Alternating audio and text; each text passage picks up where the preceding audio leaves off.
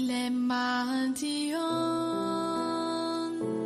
לא אחשה ולמען ירושלים לא אשקוט עד יעשה חנוכה צדך וישועתה כלפיד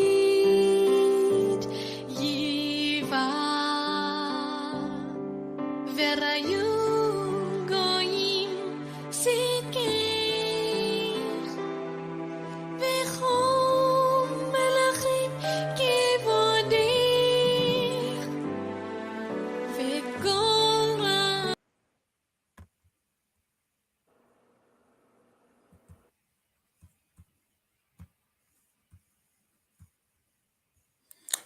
Good evening, and thank you once again for joining Insight. Today's episode concludes our series on the early history of the Abrahamic faith. My guest today is Professor Jody Magnus of UNC Chapel Hill, of the University of North Carolina in Chapel Hill. She currently serves as the Keenan Distinguished Professor for Teaching Excellence in Early Judaism. Dr. Magnus, please go ahead and introduce yourself and say a bit about your career. Yes, thank you for inviting me onto your podcast. As you said, I am a professor in the Department of Religious Studies at the University of North Carolina at Chapel Hill. I've been here at Chapel Hill since 2002. I am an archaeologist by training. I received my BA in archaeology and history from the Hebrew University of Jerusalem and my PhD in classical archaeology from the University of Pennsylvania. And I specialize in the archaeology of Palestine, meaning the area of modern Israel, Jordan, and the Palestinian territories in the Roman, Byzantine, and early Islamic periods.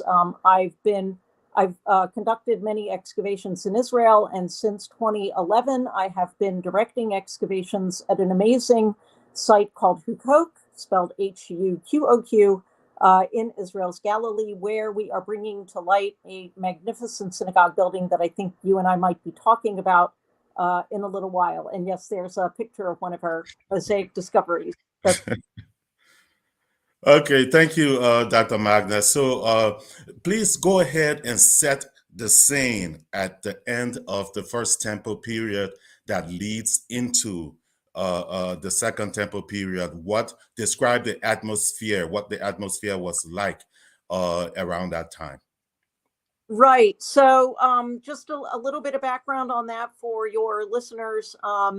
So the First Temple period, which is the period when Solomon's temple, the first temple, stood on the Temple Mount in Jerusalem, came to an end in the year 586 BC, when the Babylonians destroyed Jerusalem, destroyed Solomon's temple, and sent the inhabitants of Jerusalem and the surrounding area, the kingdom of Judah, into exile in Babylonia. And this begins a period in Jewish history that we refer to as the Babylonian exile.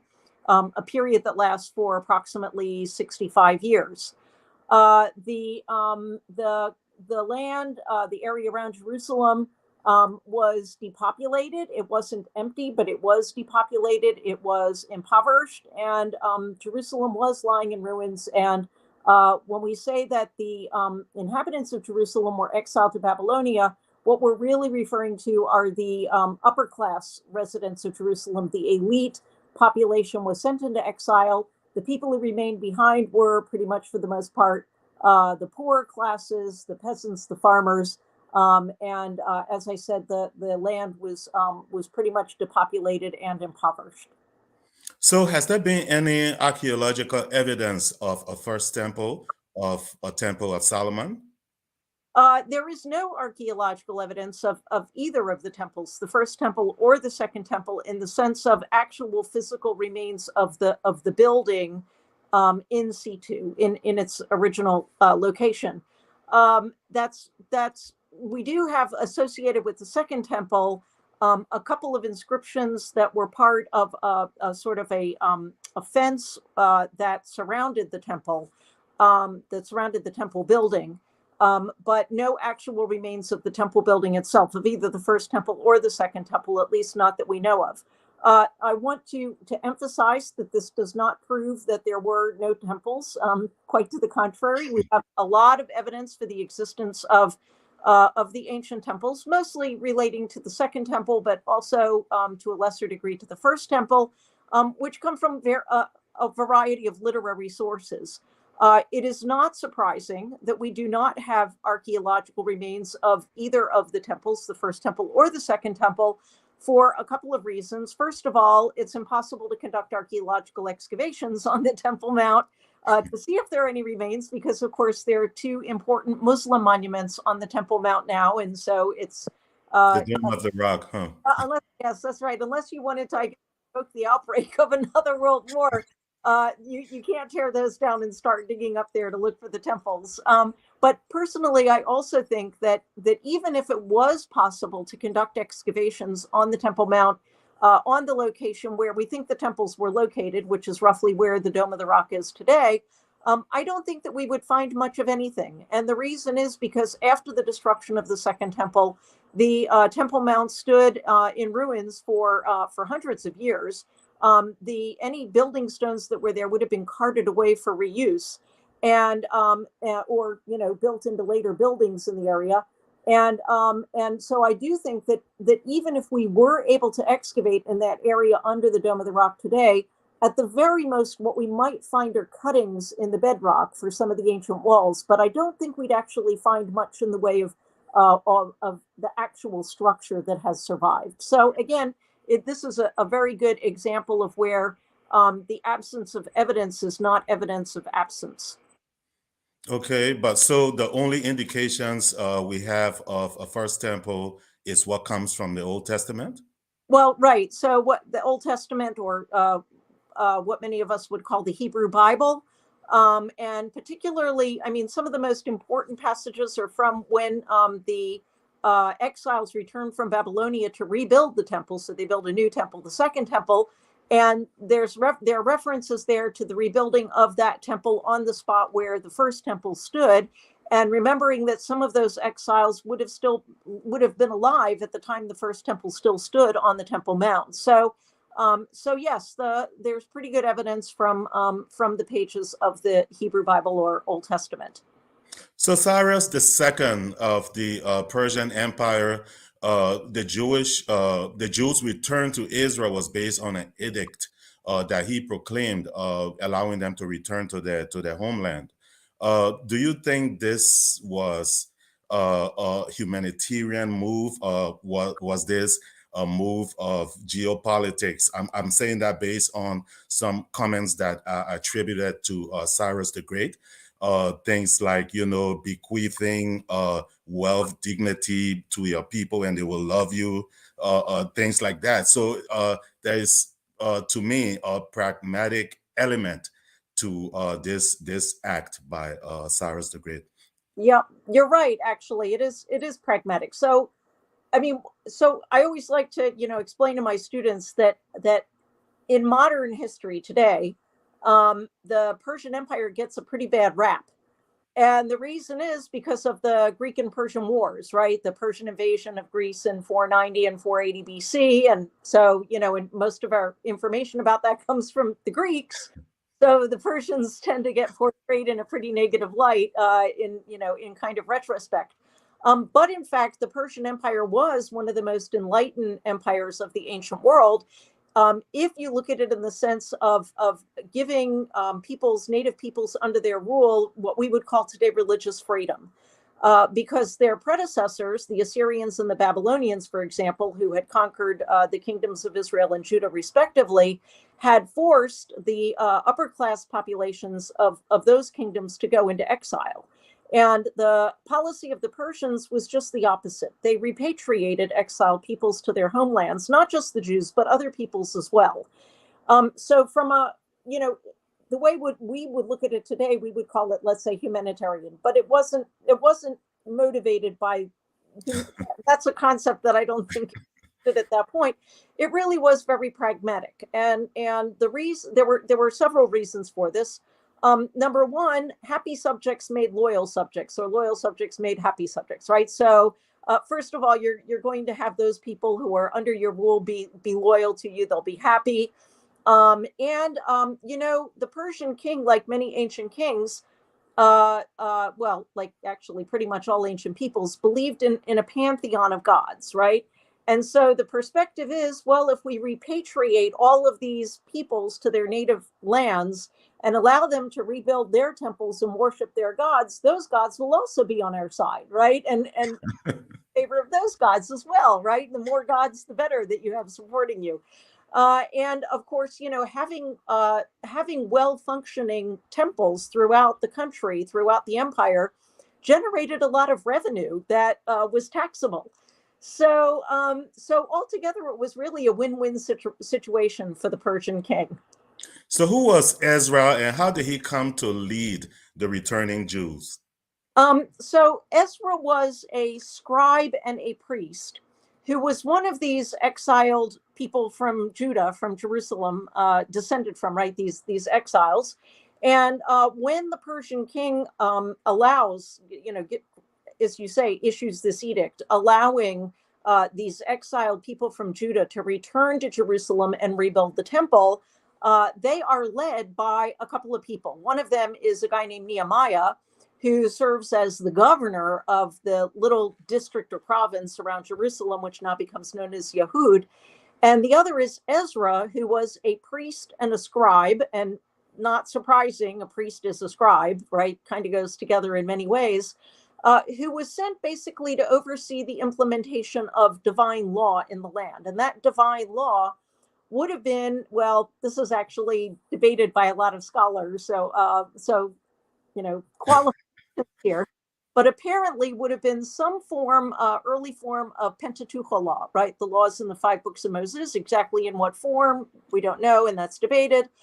Together with some sort of royal law, right? Royal Persian law. And so Ezra, as somebody who was educated, who could read, who could write, he was sent to implement these laws and to oversee that as these Judahites, these exiles, returned to their homeland. Okay, but this idea of one God, this idea of a belief in one God was new. It was introduced by the Jews. I mean, it seems as something that someone would have thought of. It seems like a pretty simple idea to come upon, in my opinion. Why do you think it took so long for someone, or for a group of people, for a people to introduce the idea of a belief in one God? And why did it resonate even to this day? Because everyone else were worshiping a multitude of gods. Right. So I'm glad you asked that. And it's a very complicated question, because I don't actually think that the Jews, and now we're in the Persian period and beyond, were monotheistic. I believe, and again, not all scholars would agree with my point of view, but I think that they were monolatrous, as were at least some of their predecessors, the Israelites, before 586 BC. So let me clarify the difference between those terms. So you have to understand that in the ancient world, everyone, all peoples, and originally this is true also of the early Israelites when they first come in, after the time of Moses and so on, all peoples believed in many different gods and goddesses, right? And the difference was that different peoples might worship different pantheons of gods and goddesses. They might have different gods and goddesses, but they all worshipped a pantheon of gods and goddesses. And pretty much all peoples, or sometimes individual cities or whatever, would have their own special patron deity, a national god or goddess who they worshiped above all others as their special protector. And the best example I can give you of this is the city of Athens, where the Athenians, of course, worshiped many different gods and goddesses, but Athena was the special patron deity of the city, and the city was named in her honor. And so the early Israelites were like that. They worshiped many different gods and goddesses. We know this from the pages of the Hebrew Bible, the Old Testament. We also know of it from archaeological evidence, for example. But what came to distinguish them is that they worshipped that their special national god, their special patron deity was the God of Israel. And eventually, a belief developed among some Israelites, not all Israelites, that the God of Israel was a jealous God who would not tolerate the worship of other gods alongside him. And those people began to argue that that you should not worship other gods, and they became monolatrous, right? So they became the worship of only one God. Now, that does not mean denying the existence of other gods. And by the way, if you think about the commandment, you shall have no other God beside me. No, I mean, that doesn't make any sense unless you think that there are other gods. I mean, otherwise, there's no reason for a commandment like that, right? And you Right. have plenty of other examples of this in the pages of the Old Testament. So for a very long time, many of the ancient Israelites were polytheistic, but worshiped the God of Israel as their national deity. But some came to be monolatrous and worshiped only the God of Israel, but did not deny the existence of other gods. They just did not worship them.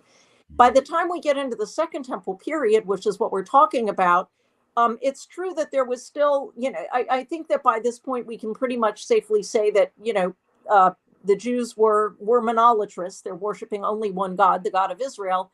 But again, that doesn't mean that they're denying the existence of other gods and goddesses. And you can even see this in the pages of the New Testament, where sometimes the God of Israel is referred to as the God Most High, right? The highest God. And that is a phrase which makes no sense unless there are other gods. Why would God be the highest God if there aren't any other gods? You either have one God or you have no gods. So, or many gods, right? So it doesn't make any sense. So I think, this is my opinion again, that for a very long time, Jews were monolatrous. In the Second Temple period, Jews were monolatrous, but they were not monotheistic. Monotheistic, as opposed to monolatry, monotheism is the belief that only one God exists, whereas monolatry is the worship of only one God, but not denying that other gods exist. And I actually, and again, I just want to say, not all scholars would agree with me, but my personal opinion is that you don't really have monotheism in the modern sense of the word, the way that we refer to it today, right? There's only one God that exists. Mhm. So much later, when Christianity really becomes, entrenched, and the worship of pagan gods goes out, and there's no more pagan temples, no more cults to pagan gods, and effectively there is only a worship at that point of one God, right? There are no other gods there to function. So that's my opinion about this, right? So, at the beginning of the first century, what was the state of Judaism? What were there multiple interpretations of the Torah? Was it a diverse Oh yeah. religion? What state was Judaism in at the beginning of the first century CE? Right. And so, by the time we get to the late Second Temple period, so the time of Jesus, first century BC, first century AD, we're talking about a period when, yes, the laws in the five books of Moses existed, and apparently were considered authoritative by pretty much all Jews. We know this from the Dead Sea Scrolls, where we have copies of these biblical books that are preserved. And what Jews came to believe is that those five books of Moses contain laws that the God of Israel gave his people, which govern various things from ethical behavior to how the God of Israel wants to be worshipped, to how you should observe certain the Sabbath and dietary laws and so on and so forth. And so once these laws kind of became codified, and or not even codified, but fairly firmly entrenched and authoritative, what you begin to see are disagreements among different groups of Jews about how to properly interpret and practice those laws. So all Jews agreed. I mean, I don't think that there was a disagreement among Jews that those laws should be followed. The disagreements were about how should the laws be followed? How do you properly and correctly interpret and observe those laws? because the consequence of not doing it correctly is that you have the potential to alienate the God of Israel, who by this point is your sole protector. And so the last thing that you want to do is have him abandon you, right? So you want to make sure that you get it right when you observe the laws that he told you to observe. And that's, so by the time we get to the time of Jesus, the late Second Temple period, what we have is the development of many different Jewish groups and what are sometimes called sects, but not in the Christian sense of the word. Sect and sectarianism in this period are not negative things. It's just describing different groups of Jews who interpreted and practiced the law differently from each other. It doesn't have that negative Christian connotation that the word sect develops later. So there are all these different Jewish groups and sects. Jesus's movement is an example of one of them, right? And they're not arguing about the need to observe the law. They're arguing about how to correctly interpret and practice it. And who was authoritative? I mean, whose view on this was most followed? Oh, well, yeah, whose view was most followed? Well, I don't know if we can actually say that. I mean, the two most prominent groups are the Pharisees and Sadducees. There's a fairly marginal group called the Essenes who are associated with the Dead Sea Scrolls. But the ones that had the most authority would have been the Pharisees and the Sadducees. Now, the Sadducees were basically the elite, the Jerusalem elite, and they included pretty much the priesthood that operated, that controlled the sacrificial cult in the Jerusalem temple. So obviously they would have had a great deal of authority in the way that they ran the temple. But we also know that the Pharisees, who had a lot of influence among the local population in terms of the way that they interpreted the law. And we can see that manifested both in our literary sources, but also in archaeological evidence, where we find the spread of practices associated with Pharisaic belief also reflected in the archaeological record, like large numbers of stone vessels that appear, or large numbers of Jewish ritual baths that appear at different sites in this period, which reflect the spread of the observance of ritual purity among large sectors of the population, and again, are associated with a more Pharisaic interpretation of the law. I'm sorry, this question takes us back to before the First Temple period, but the what's called the Merneptah stela, which was discovered, I believe, in 1208, and is attributed to Pharaoh Merneptah, the son of Ramses. It suggests the existence as far back as about the 13th century of people of Israel. Is that how far back the people of Israel go, or even further than that? Is this definitive proof that such a people existed around that time or before that time? Right. So you're right that stele, which is like an inscription on a stone slab, right? It's a victory. Yeah, he's bragging about his conquest yes, of these different lands, including Israel. Israel is laid waste, his seed is no more, or something like that, right? And so there's that. It's true, that is the earliest reference to Israel. It's the problem is there's no contextualization, in the sense that we don't know exactly what Israel is referring to here, right? So I mean, yes, it's valuable because it's the earliest reference that we have, as extra biblical reference that we have to Israel. But how to interpret it is, we don't. I mean, that's kind of a red herring, and we don't have any other archaeological evidence for that, definite archaeological evidence for Israelite presence before that. I mean, we don't have anything, and it's not really so surprising. I mean, it's very hard, even after that, right, to try and say what in the archaeological record is Israelite and what is not, right? Were the people who used certain types of pottery, were they Israelites or not? It's very difficult to do that in archaeology. So again, this is a case where I like to always try and explain to people that archaeology is a scientific discipline. It's not an exact science, but it is a science. And like all sciences, it is equipped to answer certain types of questions, but not other types of questions. And the trick is to ask the right questions. And case of a kind of a question that archaeology is really not very well equipped to answer. Okay. Well, in the first century, when Jews make a reference to the kingdom of God, what did they mean, and how did the Roman occupation view this reference? Right. I don't actually think that their conception of the kingdom of God was a lot different from the concept that most people would have today.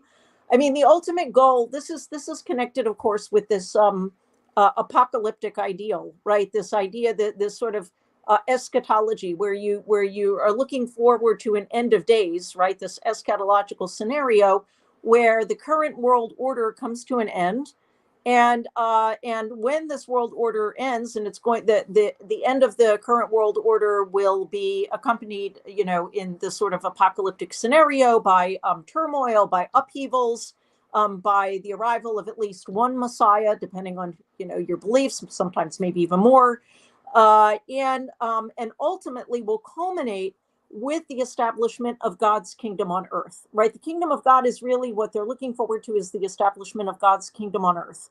And, I imagine the Romans didn't look kindly upon this reference. The Roman occupation, well, I mean. I mean, Well, I mean, it is actually a subversive, right?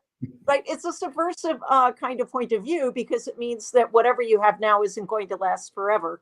right. And it will be replaced, right? I don't know. I mean, I don't know that the Romans, I don't know how bothered the Romans would have been by that concept. I think the Romans were much more, I don't know, I think they were much more practical and probably were more occupied with actual trouble on the ground, so to speak, right? So if they, I mean, what you see, at least the way Josephus describes things going on in the first century AD, is the Romans getting very nervous when you have lots of people, Jews or Samaritans or whoever, congregating together, and they begin to sort of, there begins to be a kind of a atmosphere of unrest and stuff like that. And then you see the Romans overreacting. Now, sometimes that unrest was connected with apocalyptic expectations, but sometimes it wasn't. But that's where you see the Romans really, getting involved, right? When you have those kinds of scenarios. So I don't know actually that the Romans had any particular, that they felt so threatened by apocalyptic beliefs. Maybe I think that they were more sort of, okay, on the ground, what's happening? Let's keep this all under control kind of a thing, right? So King Herod reconstructed the Second Temple, I believe. Is this accurate? Yes, he completely rebuilt the Second Temple. He rebuilt the actual temple building, and he also rebuilt and expanded the Temple Mount, which is the enormous open paved platform or esplanade on which the temple building sits. But he wasn't well liked by his people, I understand. So did they have problem reconciling, that such a person, such a despised king, would reconstruct this holiest of places? Did they have any trouble reconciling, the fact that such a person built such a sacred place, or they did not bother with that? Right. So let me just say, so first of all, I want to make clear, Herod was not a nice man. he was ruthless as a ruler. He eliminated, that is, had killed many members of his own household, including one of his wives, his most beloved wife, and two of her sons. And he also had another son put to death just 4 days before he died. And so he was not a nice man. He was, he was a very sort of Machiavellian politician in a way. But our perspective on Herod is a little bit skewed, because we don't have any writings that Herod left that he wrote. All of our written information about Herod comes from sources that are hostile to him, particularly Josephus, who drew his information. Josephus did not overlap with Herod. Josephus was born about 40 years after Herod died. But Josephus drew his information from the court biographer of Herod, whose name was Nicolaus of Damascus. And then Josephus basically repackages it and presents Herod in a very negative light, and that's where most of our information about Herod comes from. And then, of course, there's the famous story of the massacre of the innocents in the Gospel of Matthew, where again Herod is presented in a very negative light. So one of the problems with the way that we view Herod is that all of our sources on him are extremely hostile and probably really went out of their way to make him sound even worse than he was. So there is that, and I actually think that there's pretty good evidence that a significant portion of at least the Jerusalem elite actually liked Herod a lot, because they imitated things that he did, and it's kind of a long story actually. I don't want to go into it, but I want to just say that right out now. But in later history, in the perspective of later history, you're right. Herod has a very bad reputation, and a lot of it deservedly so. So with the Jerusalem temple, actually, I think that no, it didn't actually bother the Jews because it was the temple. It was their, and I think that whether or not they liked Herod, they loved the temple, right? So I don't actually think it bothered them.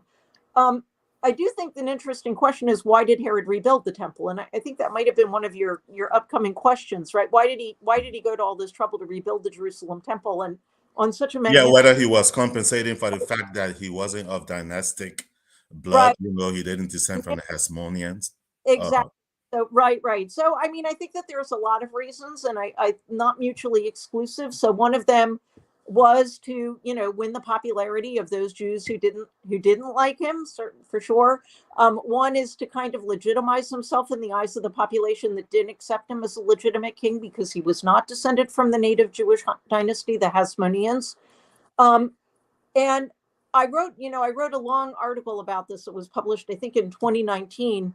I actually think that Herod was also, and this is not something there have been other people who said this, but it's been kind of a very marginal point of view.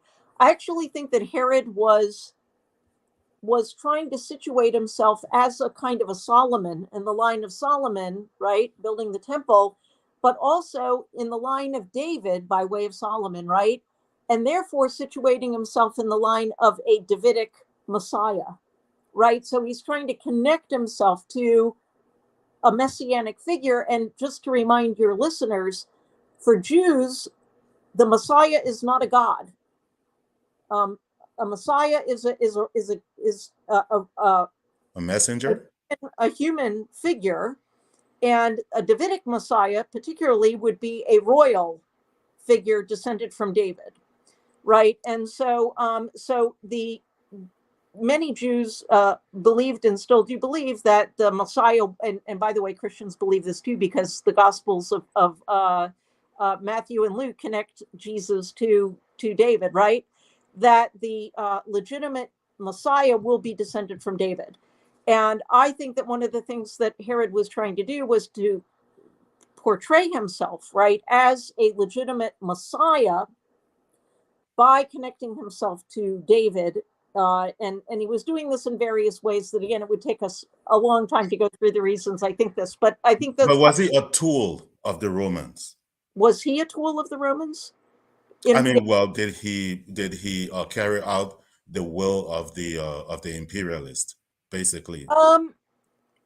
Did he want to be seen in a good light by the Romans, and so did things that that they required for the most part?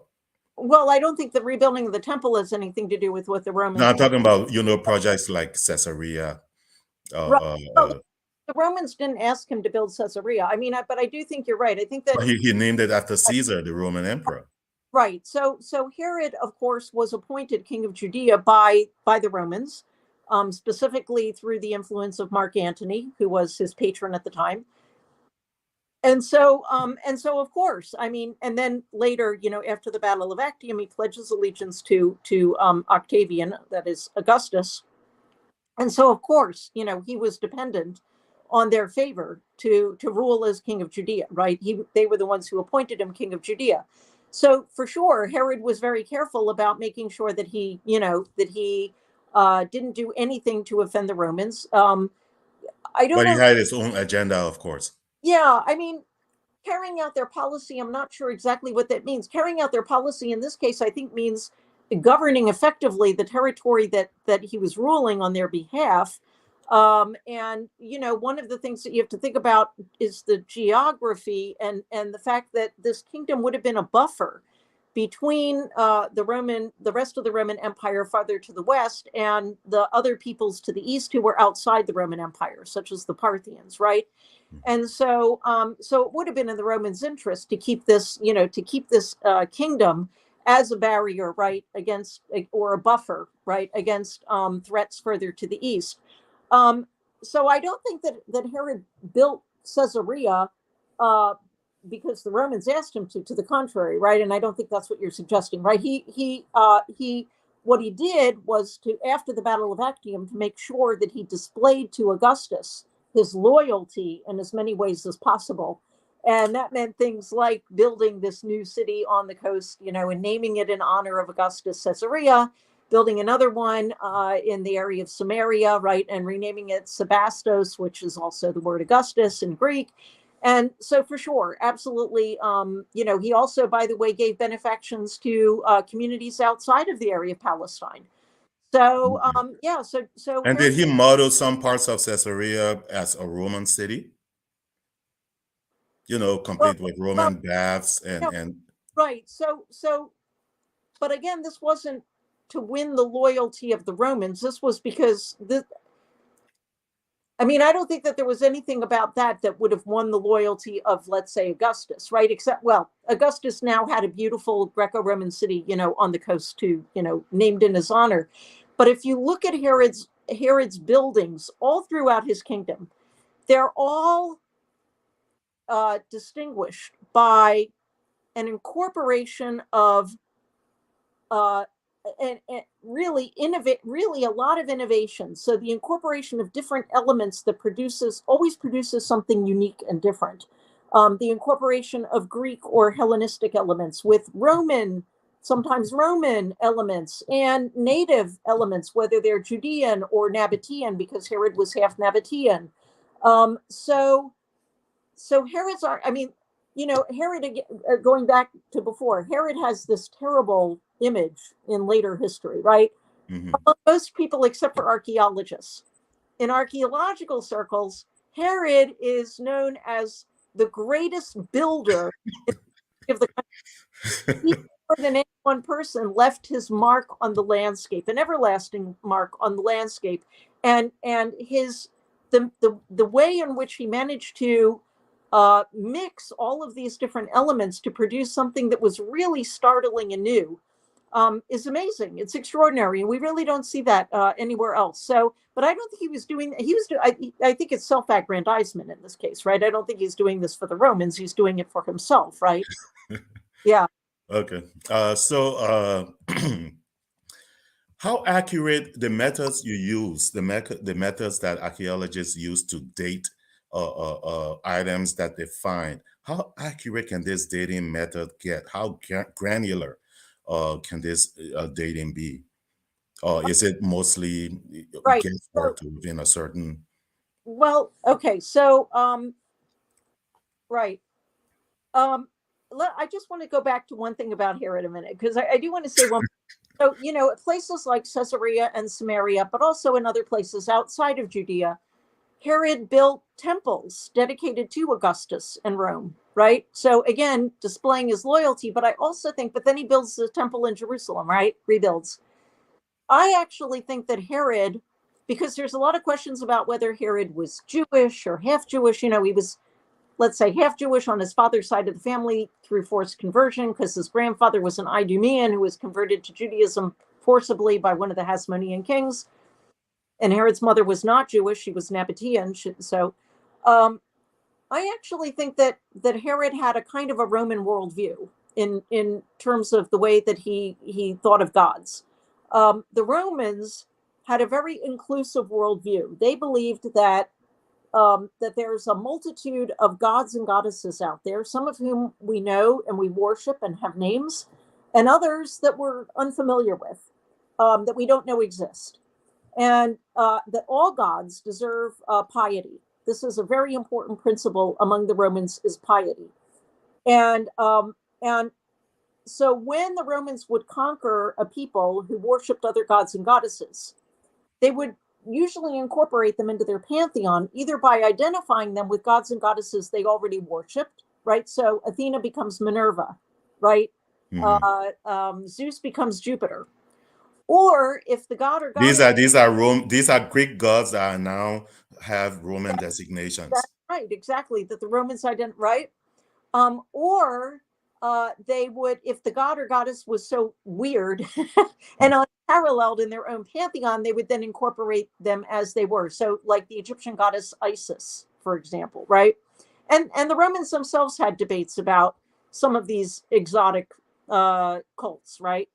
Now, the God of Israel was a kind of a problem, because the God of Israel was a God who could only be worshipped exclusively, right? The Jews believed that the God of Israel would not tolerate the worship of other gods alongside him. And so if you're a Roman and you want to incorporate the worship of the God of Israel into your pantheon, what do? You're a little bit stuck, right? Because if you do want to worship the God of Israel, but the God of Israel have to worship him alone, those others, right? You're kind of stuck there, right? Anyway, so getting back to Herod, I actually think that Herod had a kind of a Roman worldview on this, in the sense of inclusivity. I think that and I actually think that partly at least, Herod's rebuilding of the Jerusalem temple wasn't completely selfish. I think part of it actually was out of piety, to honor the God of Israel. And I think that, you see the establishment of other temples to other people or gods or whatever by Herod. And I think this kind of reflects this sort of inclusive worldview that, that we don't generally see among Jews in this period, right? And I think that kind of goes back to Herod's background. Anyway, okay, so sorry, I got off on a little bit. But you asked about the dating methods. How accurate are they? So in archaeology, you have to understand.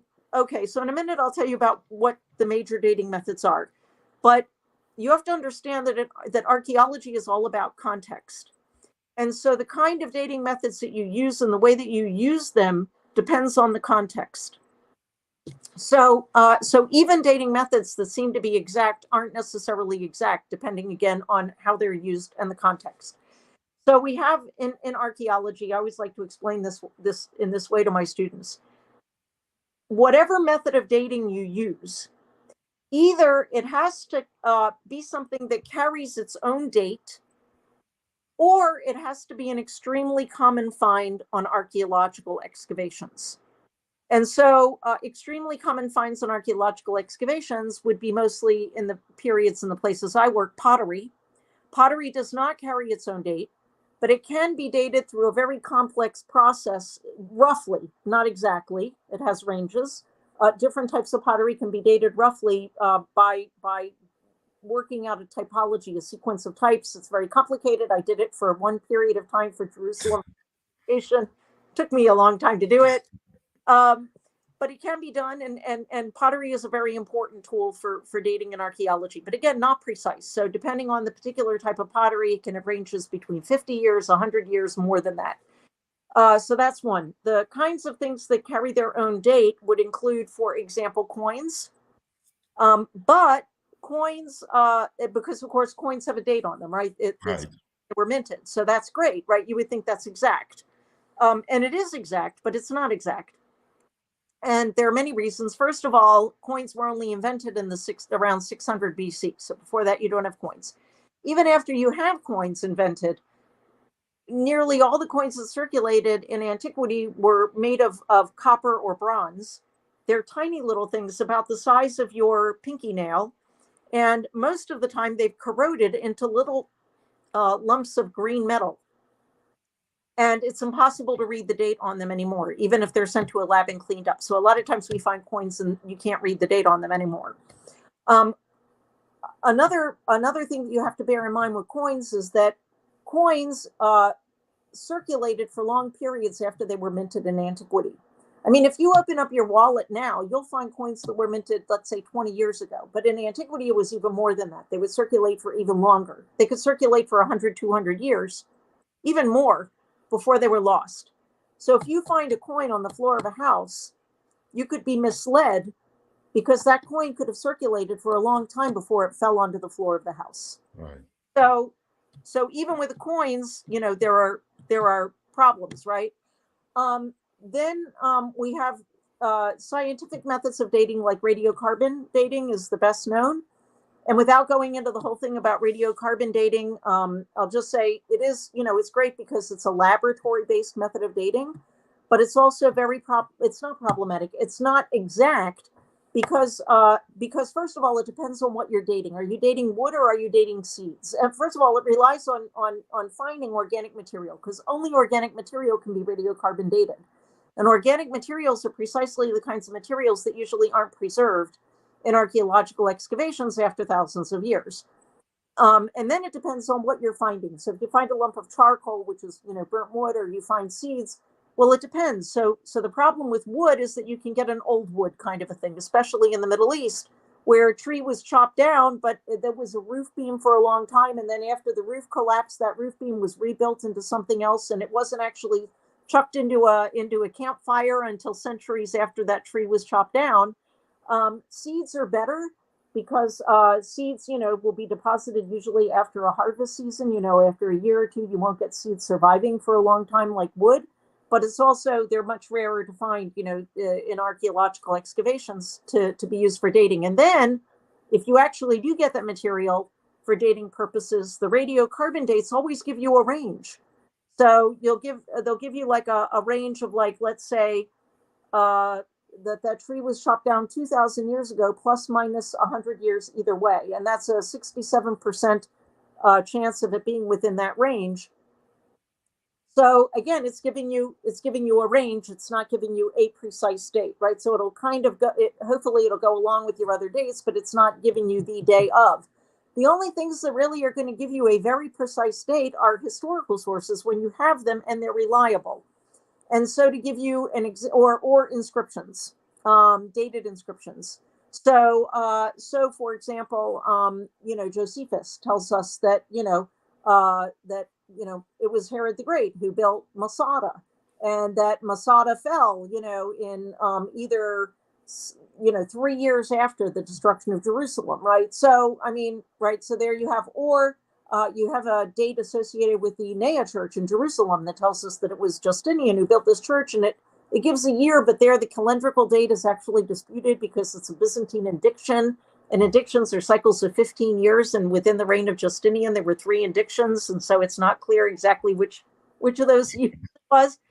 So anyway, it's very rare to get an absolute, date that's an exact date, as opposed to, let's say, a range, right? Mm-hmm. And that's why archaeologists argue so much among ourselves. Okay, so let's. Okay, I'm hoping that we can go a little over since we started late. Yep.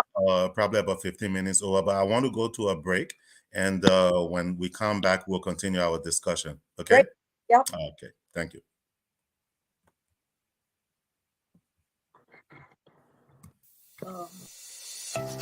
Welcome to Matilda Healthcare Services. At Matilda Healthcare Services, the personal care of your loved ones is our mission, which we transform into a set of goals, and finally into our service offerings centered around individual clients. Our client-centered approach to personal home care ensures that your loved ones are provided individual attention, allowing them to maintain the quality of life they deserve.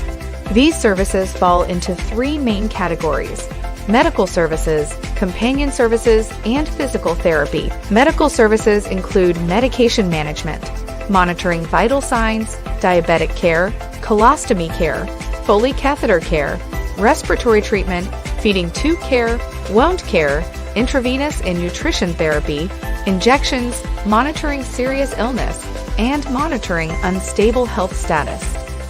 For companion services, we offer transportation to appointments and excursions, housekeeping, assistance with bathing, dressing and grooming, ambulation, meal preparation, environmental safety, medication reminders, laundry, and more.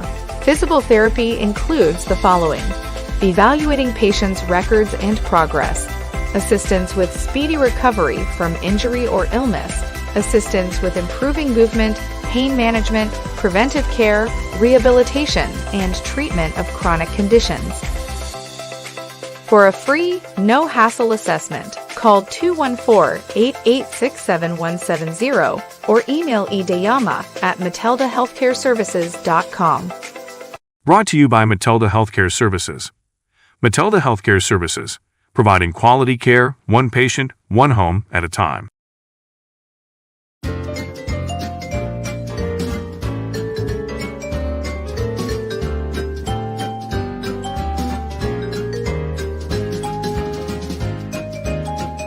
Welcome to Roberts E-Commerce Solutions.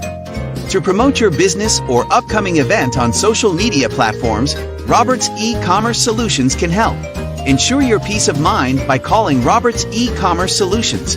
From the intricacies of unleashing social media campaigns to scaling up visibility for your business by leveraging the use of Facebook-owned parallel platforms, Instagram, and WhatsApp, Roberts E-Commerce Solutions promises expertise. We can create and deploy promotional videos, flyers, and other digital assets concurrently, creating a multi-pronged approach that delivers visibility. For video promotions, we can use compelling motion graphics templates such as titles, intros,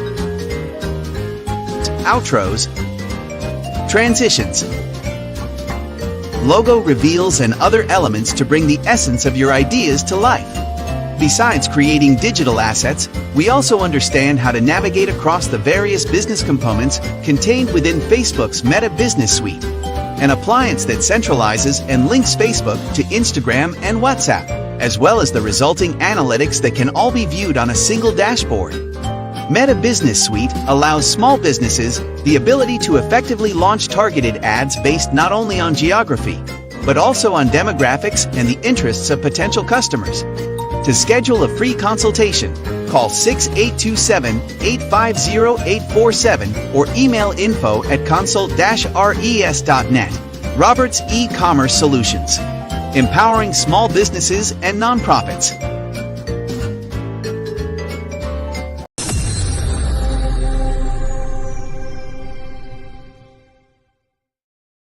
Welcome back to Insight. Today I am talking to Dr. Jody Magnus of University of North Carolina, located in Chapel Hill. Dr. Magnus, Dr. Magnus, can you hear me? Yes. Oh, okay, sorry. Why were Jews discouraged from intermarrying during the Second Temple period? My understanding is that religious leaders discouraged Jews from marrying peoples of other nations or people who weren't Jewish. Why was this? Yeah, that's actually $1 million. We know when it starts, but exactly why is, it starts with Ezra. Well, it's attributed to Ezra and Nehemiah, when the exiles come back to Jerusalem in the Persian period, and Ezra implements this ban on intermarriage and tells men who married foreign wives that they have to divorce them because they have polluted the people and the land. This was not actually something that was particularly a concern before 586 BC. So why? My own personal opinion is it reflects aristocratic snobbery.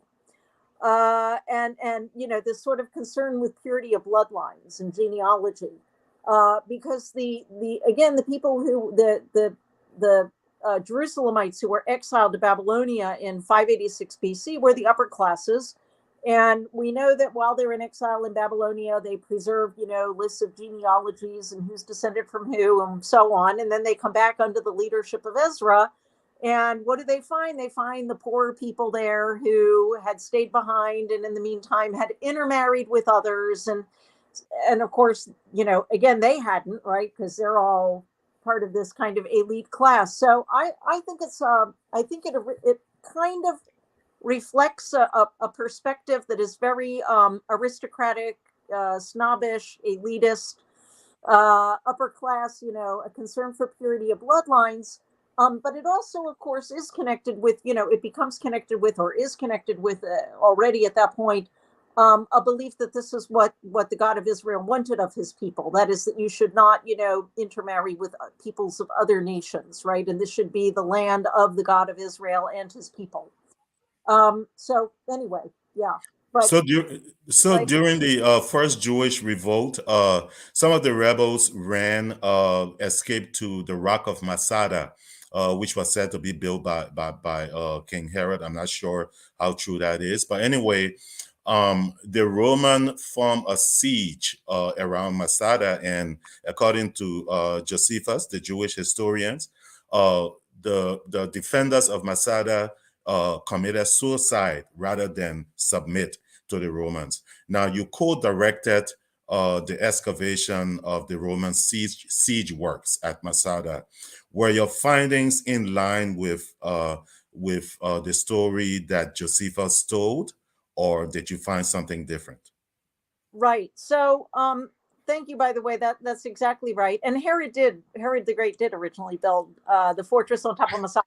One of the Hasmoneans reportedly was the first to fortify the top of the mountain, but apparently, when Herod built his buildings on top, he obliterated everything that was already there. So what we found actually is very consistent with Josephus's description. But here, thank you for showing the photo, by the way. But here you have to distinguish between Josephus's description of the siege and there's our siege camp. That's right. That's Camp F.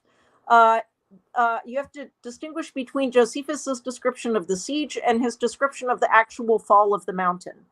The siege, of course, is the process by which the Romans take the mountain, which means they encircle the mountain with a wall, what's called a circumvallation wall, to make sure nobody can escape and nobody can get in to help. They build a series of camps surrounding the base of the mountain to house their troops. And then they build an assault ramp going up the western side of the mountain so that they can get their siege machinery, basically a battering ram, into place to batter through the fortification wall at the top. And Josephus describes all of that, and it is remarkably consistent with what we see in the archaeological record. Where the debates the debates concern the fall of the mountain, right? So what happens at the end of the siege? How did the mountain fall to the Romans? And here is where Josephus describes, as you said, this kind of mass suicide of all of the Jews on top of the mountain. And do we have archaeological evidence that such an event occurred? And the answer is no, that we do not. But the reason is because this is, again, one of those questions that archaeology is not equipped to answer. And so, what would you have expected to find? Something that would corroborate Josephus' version. What would you have expected to see? Well, what I think people expect to find is our physical remains of lots of skeletons, right, of the people who committed suicide. Because according to Josephus, there were 967 Jews, men, women, and children, on top of the mountain at the time of the siege. So you would expect to find, what people who want, to see archaeological evidence, I think, expect to see actual remains of, skeletons, right? Skeletal remains associated with the fall of the mountain. We don't have that. We do have a very, very small number of skeletons, and not all of them can be definitely associated with Jewish rebels, because there were other periods of occupation at Masada. And so, when Yiga El-Yadin, who was the famous Israeli archaeologist who excavated the top of Masada in the 1960s, when he excavated and did not find remains of, lots and lots of skeletons, but he thought Josephus's account was accurate.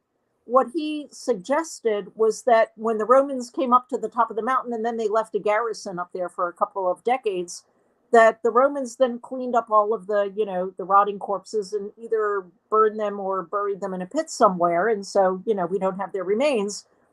But let's assume the opposite. Let's assume that there is no mass suicide. Let's assume that the Romans come up and some of the Jews are killed and others are led away into slavery. Maybe some of them even did commit suicide. Who knows? But anyway, there's no mass suicide, let's assume.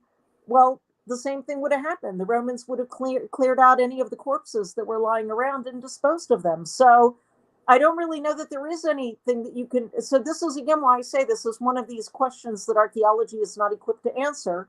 And it's really what I like to, explain to people is it really comes down to a matter of how you interpret and evaluate Josephus as an historian, right? Is he reliable? Is he not reliable? Did he invent stuff? Did he not invent stuff?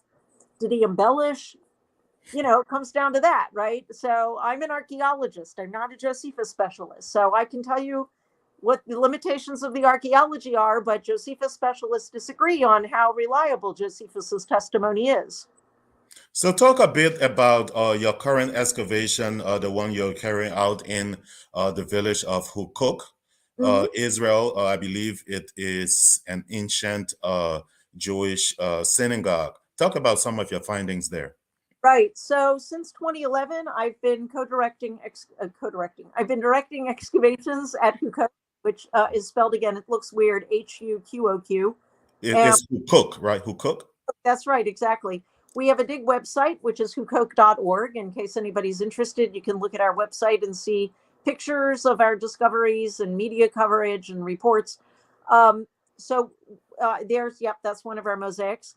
And so we've been bringing to light, so Hukok is an ancient Jewish village located just off the northwest shore of the Sea of Galilee. It's only a couple of miles away from Capernaum, which of course was the base of Jesus's Galilean ministry, and only a couple of miles away from ancient Magdala, the hometown of Mary Magdalene. And it was a Jewish village actually in the time of Jesus, but my interest is in the centuries after the time of Jesus, when Christianity became the legal and official religion of the Roman Empire, and Jewish villages like Hukok came under Christian rule. And what happens then to these Jewish villages, right? So that's sort of the reason why I started excavating at Hukok, because I wanted to sort of see what was the fate of a Jewish village like this against the background of the rise and spread of Christianity. And one of the things that we've discovered in our excavations is a monumental synagogue building. It was built somewhere around the year 400 AD, and they're talking about dating evidence. We have radiocarbon dates, we have pottery, we have coins. They're all pretty much giving us the same date. So we have this monumental synagogue building that was built around 400 AD that is paved with extraordinary mosaic floors that are divided into panels that depict an array of biblical stories, scenes of Samson, scenes from the book of Daniel, the Noah and the ark, Jonah, the building of the Tower of Babel. So this is dated back to the time of Jesus, No, the synagogue? Around 400 AD, so around 400 after the time of Jesus. And so it's just an extraordinary array of mosaics, really something that's unparalleled. And we're going to be continuing our excavations this coming June. You began this in 2011. Typically, how long? Yeah. Because you've been working on that for a decade. Tell me about it. The original we didn't know that we were going to find something like this. I mean, we were hoping to find a synagogue. We had no idea there would be mosaics like this. And that's, but my original vision was to dig for 5 years, to dig half a synagogue, and after 5 years. But once we found the mosaics, we were pretty much committed to it for the whole thing. So this summer will be my last season digging, because we'll be finishing the synagogue. We'll have exposed all the mosaics by the end of this dig season this summer, and we will then turn to final publication, working on preparing the final publication. So the Qumran scrolls, or the Dead Sea Scrolls, is attributed to the Essenes. How confident is this link between the Essenes and the Dead Sea Scrolls? Yes, right. Let me make clear. So there are two big kinds. So the site of Qumran, an archaeological site, is located near the northwest shore of the Dead Sea.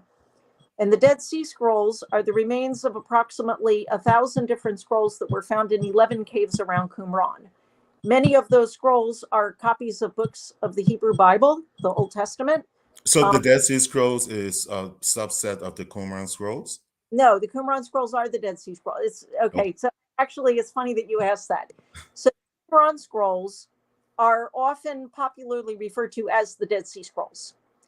And it's very good that actually you refer to them as the Qumran Scrolls, because by that what you're doing is you're indicating that these are in fact the scrolls associated with the site of Qumran, as opposed to ancient scrolls that were found at other sites around the Dead Sea that are not connected to Qumran.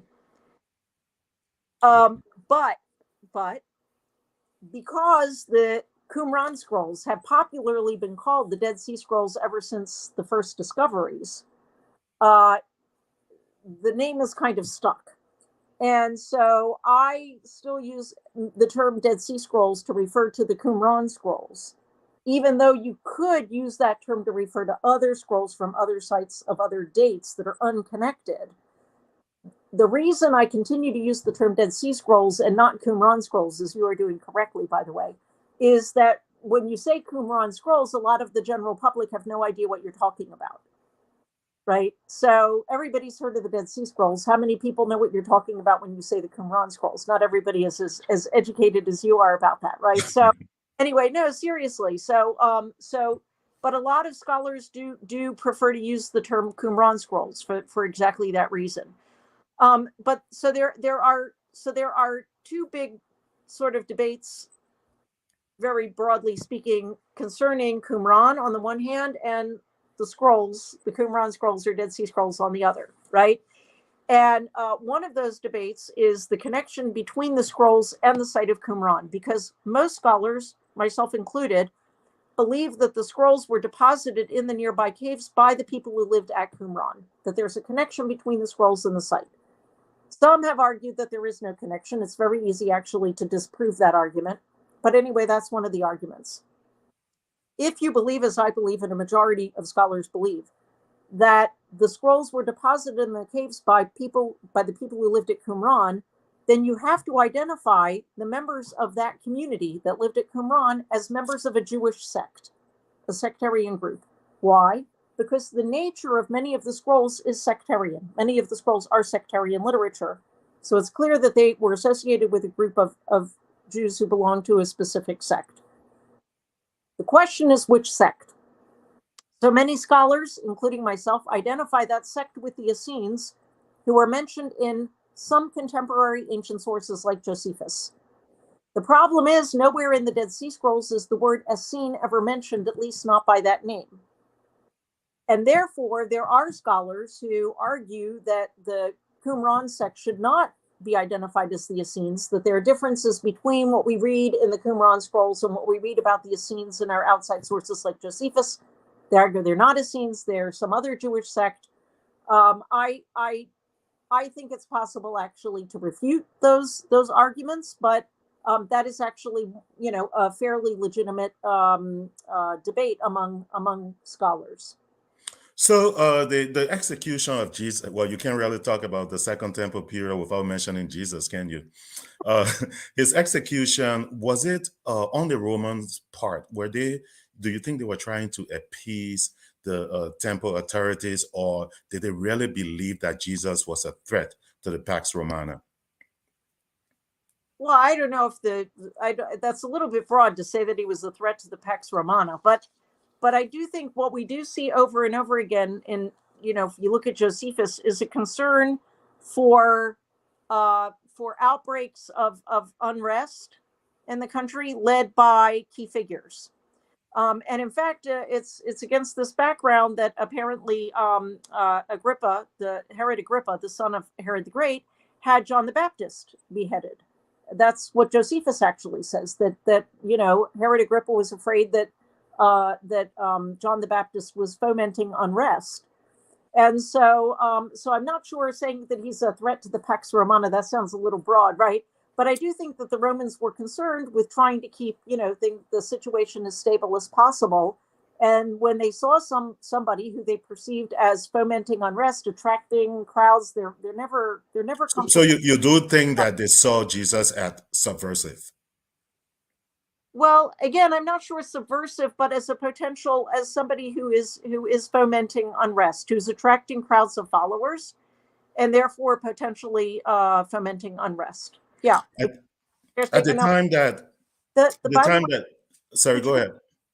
the Jerusalem priesthood could have thought the very same thing. I mean, the Jerusalem priesthood, they were the elite. They liked the status quo. Right? They maintained good relations with the Romans, so there's no reason. And so, they didn't want the status quo upset either. So, I mean, I don't think they're mutually exclusive questions. I'm not saying that the Jerusalem priesthood had Jesus put to death. That's not what I'm saying. But I am saying that in this case, the interests of the Jerusalem priesthood and the Romans could well have aligned. So at the time that the Romans crucified Jesus, how often were they crucifying eschatological prophets? How I mean, this is like from the beginning of the first century, say the first quarter of the first century, around the time that they finally executed Jesus. How often were these eschatological prophets being executed by the Romans?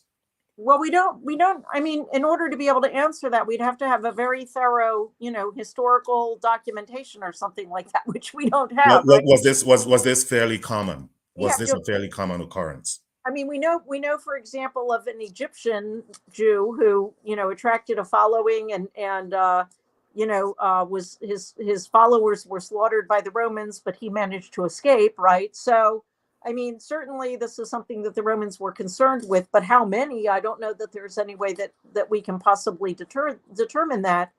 But yeah, I mean, again, the Romans were concerned with keeping the peace, and they would do that, in any way that they thought was necessary. So I heard a scholar argue that he did not believe that there were crowds at the crucifixion of Jesus because by this time this was a common occurrence, the Romans executing Jews. And besides, it was the time of the Passover, and people would have been concerned with, involving themselves with the celebrations. So he doubts that there were a crowd at the site where Jesus was executed. What do you think? Where do you stand? I mean, I don't know. I don't know how we could know that. So did the gospel authors elaborate or embellish by saying that there were crowds? I don't know. I mean, I just don't think we can determine that. I mean, I wouldn't discount the attraction that violence holds for people, in the sense of, I mean, the Romans had, gladiator fights all the time, and they were attended by large numbers of people pretty much every day, right? I mean, and you think about it now, and think about, the repeated broadcasting of episodes of violence on television today, and people watch it all the time. And that's the kind of thing, your eyes, right, the train wreck kind of a thing, you can't take your eyes off of it, right? So I mean, you know I'm not sure that that's actually a valid argument, that because just because it happened all the time doesn't mean that people didn't watch it or want to Oh, watch and he also said that people would have been afraid to hang around such a site where executions were being carried out. That was part of his argument. to be afraid unless you're actually somebody who the Romans. Is there any archaeological evidence for the execution of Jesus? Any proof that he was in fact executed?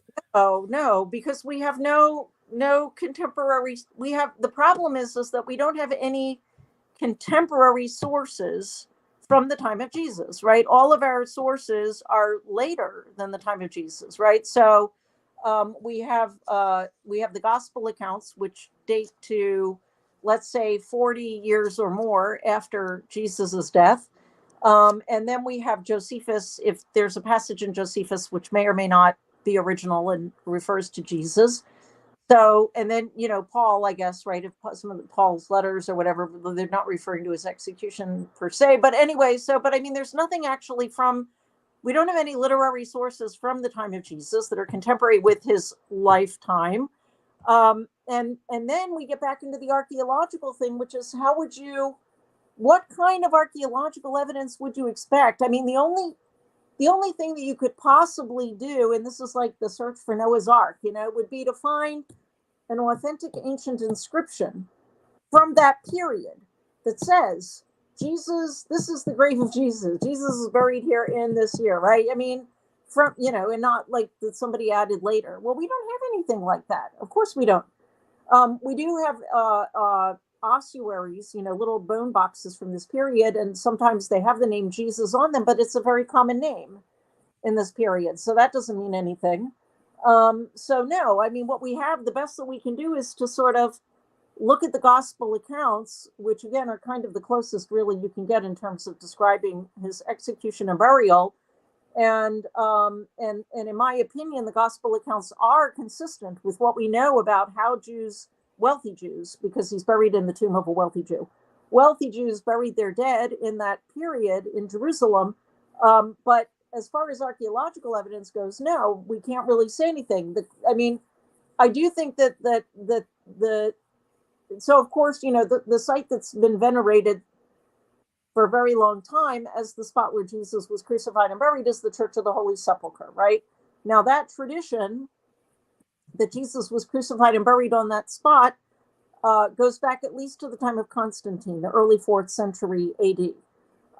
And that's as far as you can go archaeologically in with churches at least in the Roman world, because before the time of Constantine, Christianity was an illegal religion. It was an outlawed religion, and Christians couldn't worship openly. They had to worship in secret. So we don't have any churches that date to before the time of Constantine, right?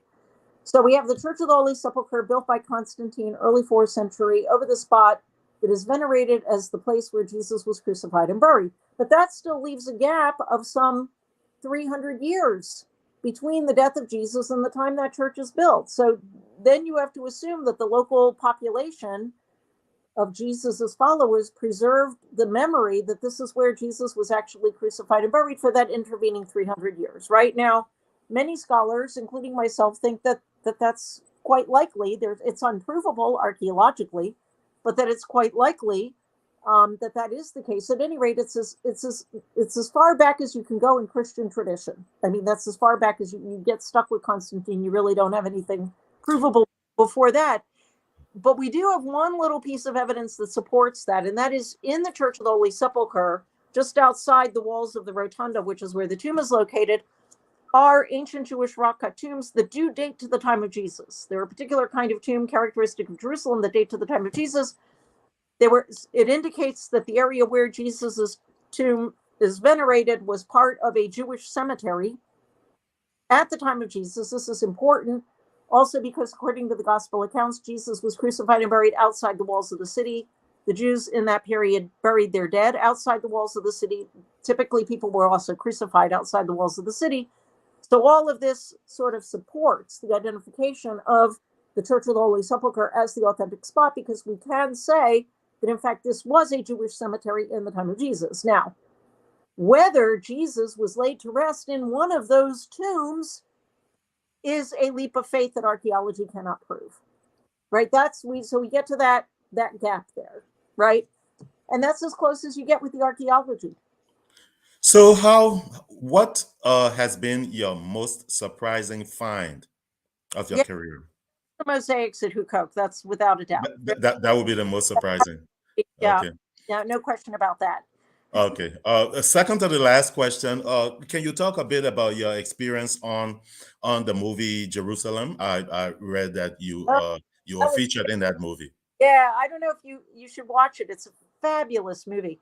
It's a giant screen film. It was National Geographic. Made for IMAX, right? Yeah, on IMAX, right. And so it was. It came out.